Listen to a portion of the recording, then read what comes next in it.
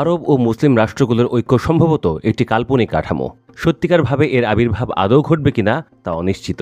মিশর প্রস্তাব দিয়েছিল আঞ্চলিক নিরাপত্তা রক্ষায় নেটোর মতো একটি জোট গঠনের।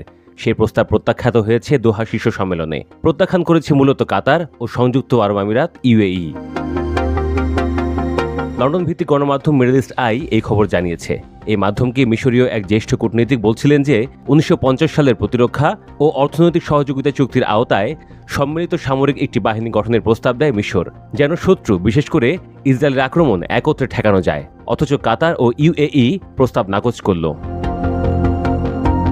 মিশরীয় ওই কূটনীতিক আরও বলছিলেন, তাদের পররাষ্ট্রমন্ত্রী বাদর আবদেলাত্তি আরবের অন্যান্য পররাষ্ট্রমন্ত্রীর সাথে আলোচনা করছিলেন এ নিয়ে।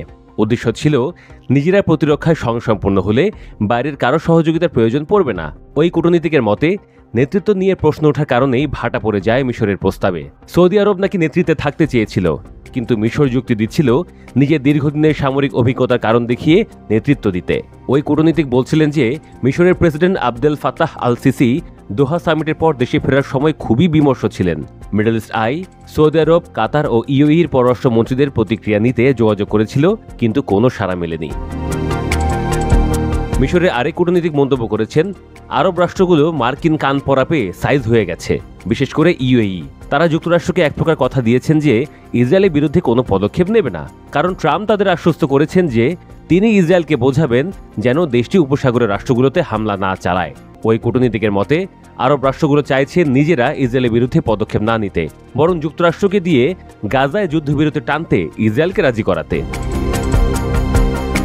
এদিকে ঘটে চলেছে আরেক কাণ্ড। গাজার দক্ষিণ সীমান্তে রাফা ক্রসিং এর পাশে রাত দিন লোহার প্রাচীরের মতো কড়া পাহারা দিচ্ছে মিশরের সেনারা। তাদের চোখে মুখে স্পষ্ট আতঙ্ক, যদি হঠাৎ করে সীমান্ত ভেঙে কয়েক লাখ ফিলিস্তিনি উত্তর সিনাইয়ের দিকে ঢুকে পড়ে তবে কি হবে? ইতোমধ্যে 4 লাখ মানুষকে গাজা সিটির ঘরবাড়ি ছেড়ে দক্ষিণের দিকে ঠেলে দিয়েছে ইসরায়েল। এই দক্ষিণই তো মিশরের সীমান্ত ঘেঁষা। তাই কায়রো এখন অস্থির অপেক্ষায়, যদি হঠাৎ করে লাখো মানুষ নিরাপত্তার খোঁজে সীমান্ত পেরিয়ে আসে।